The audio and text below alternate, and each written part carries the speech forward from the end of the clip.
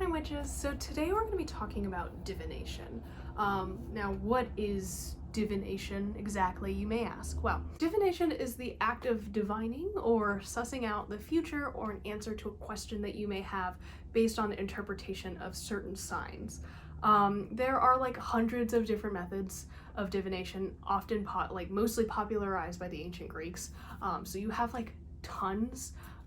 But the most popular ones today are tarot reading or oracle card reading. You have scrying, pendulum reading, rune, ogham, or bone reading, so we'll get into all of this, tea leaf reading, and palm reading. Please let me know if I have left anything out, because I will follow up with an appendix to this video if need be.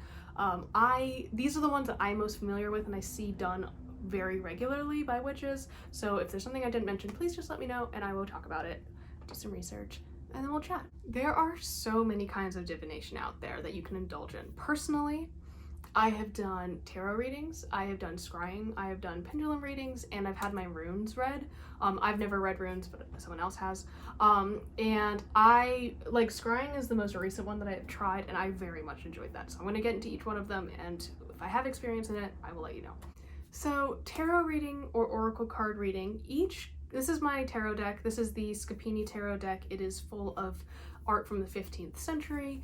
If you know anything about me, you know that I love like the Dark Ages / the Renaissance, because it's just the most fascinating time in history to me, which it spans like a couple hundred years, so I love it all. Each of the cards in the deck is assigned a different meaning, and you divine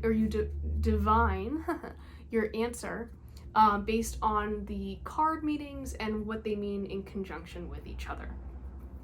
So if you see someone has like a tarot spread and it has like cards in specific layouts, that's kind of like, it's really free form, but there are some very basic ones, like a 1-card reading, a past, present, future, a Celtic cross. There's a ton of different ones. Oracle cards are much the same, but oracle decks are a little different because the person who created the deck also ascribes the meanings, whereas the tarot kind of has a set meaning per card that is generally and widely accepted across the community of tarot readers. Though of course I think everything is open to interpretation, so one card might be a certain way to somebody and the other way to someone else. So deck. Number 2 is a pendulum reading. So I used to do pendulum readings a lot in high school because it was like really accessible. You can buy a pendulum and they are literally like $4, I think. I have not bought one in a really long time, but usually it is like a crystal like with a chain on it, and that's really cool and they're really pretty. So if you already are like collecting crystals, get yourself a pendulum. It's a nice little trinket to have. Like treat yourself.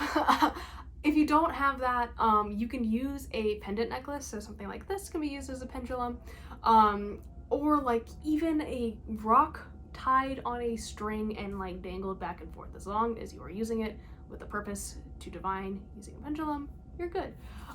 The only drawback with pendulum readings to me is that you really only have like 2 choices for an answer, so you get a yes or no answer based on the way the pendulum swings, which is cool. And that's kind of like a drawback for me.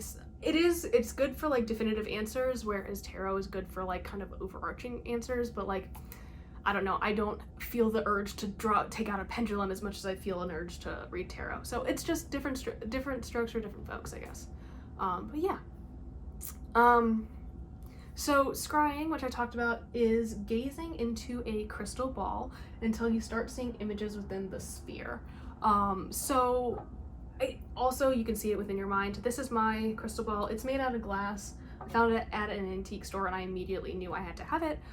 It was like on sale and I was like, thank you.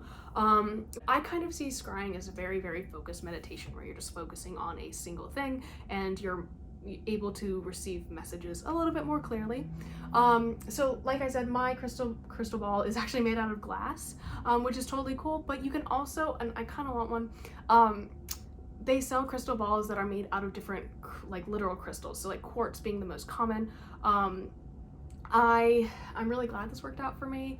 I love it very much, but like a quartz crystal ball would be very witchy and very cool, so I'm just adding it also to my list of tools that I want Anyways, so rune ogam or bone casting. Essentially, if you are reading like bones or runes or the ogam, the reader throws like either stones or pieces of wood, or if you're reading bones, onto like a cloth and then interprets the meanings based on where the items land. And if you're reading runes or ogam, I believe it is based on what is faced up versus what is face down, and like where they are in conjunction with each other. And I personally really want to start reading Ogam staves, which is like the Celtic version of like runes, whereas most runes that you can buy, they're really pretty and really cool, but they are based on the Elder Futhark, which is a Norse alphabet. So also super cool. I had my runes read recently, and that was a really cool experience because I've never had it done before, and it was like very beautiful. So if you read runes, like you're very aesthetically pleasing to me.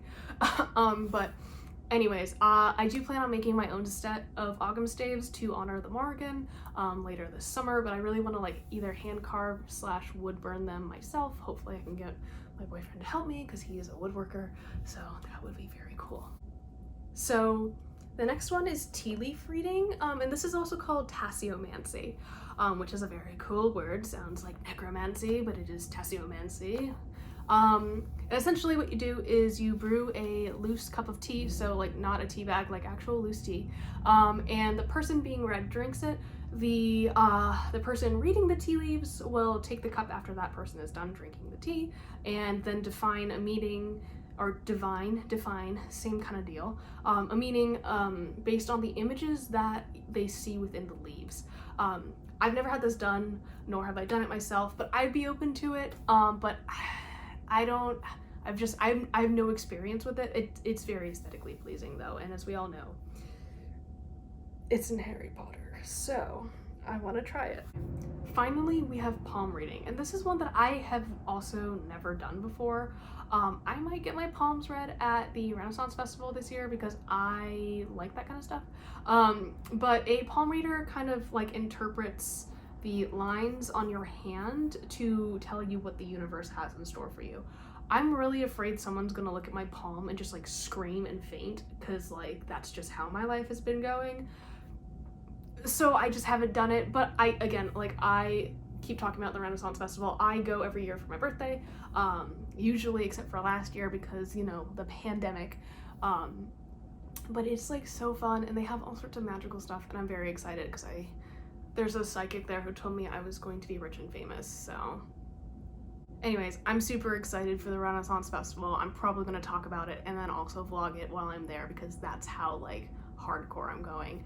Also, making my own costume, let me know if you guys want to see the process of that. It's probably going to include me crying a lot, but it's going to be fun. That's what I keep telling myself. Anyways, back to the topic at hand. Divination is such a wide and diverse topic, so like if you use a different method, please let me know. If I haven't covered something that like you do, I would love to learn more about it, so please definitely comment, and I will talk to you guys tomorrow. Bye.